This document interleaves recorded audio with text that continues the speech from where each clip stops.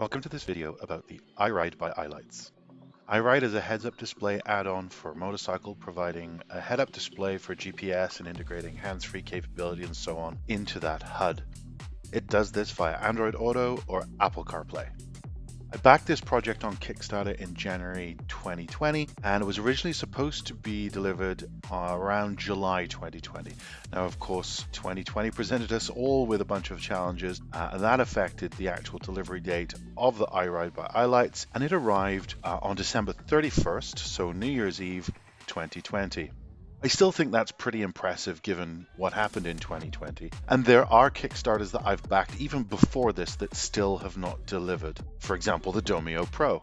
There are a few discrepancies in the design from what the campaign showed and what actually showed up, and we'll take a look at those a little bit later. This box arrived, as I said, on New Year's Eve, just 2 days after being shipped to Canada from Toulouse in France. It's now a few days later, and for full disclosure, I've already opened it. Now let's go see what's in the box. So it comes in quite an attractive box. As you can see here, lovely black design. But once we open it up, we do see that there are a few components. We see the main control unit,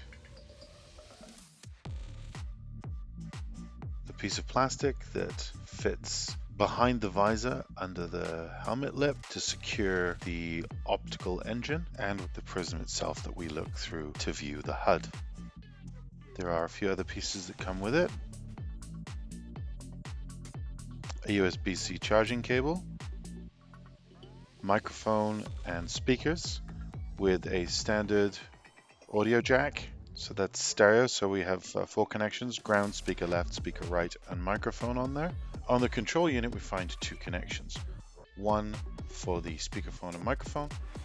Another is a USB-C connector for charging as well as performing firmware upgrades. You'll notice that the video cable that connects to the optical unit is not removable. Now, if we compare what we have in this package to what we see in the campaign, you see a few issues. First of all, there is no magnetic mount.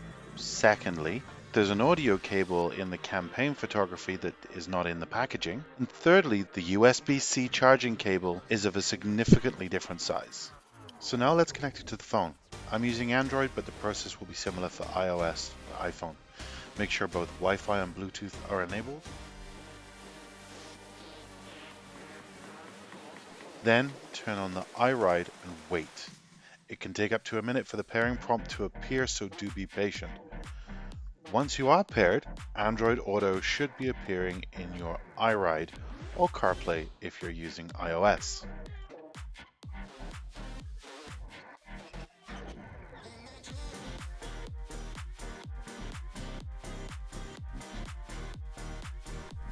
Hey Google, play something on Spotify.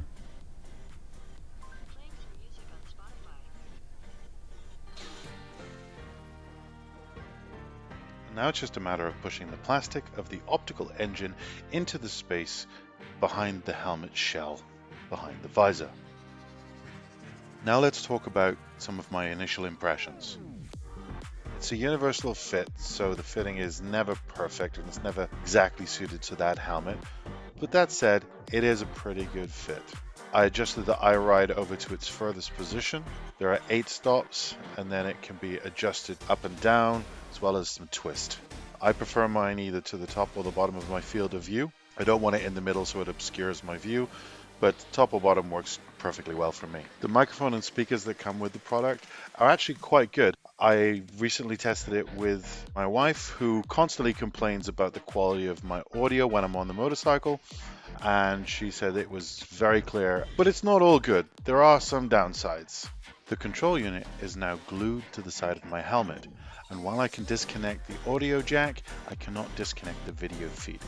So I cannot take that control unit away with me. This means I can now no longer leave the helmet with the bike whilst I pop into a store or leave my bike unattended for just a few moments. I would have liked them to use the magnetic system that was originally defined in the campaign, and I would also like if the video cable were able to be disconnected. I haven't had the opportunity to get this out on the bike yet, but as soon as we don't have snow and ice on the ground, I'll get around to that. For now, I remain very positive about this. The pros: The device fits. It's easy to view the HUD. It's good quality from a visual perspective.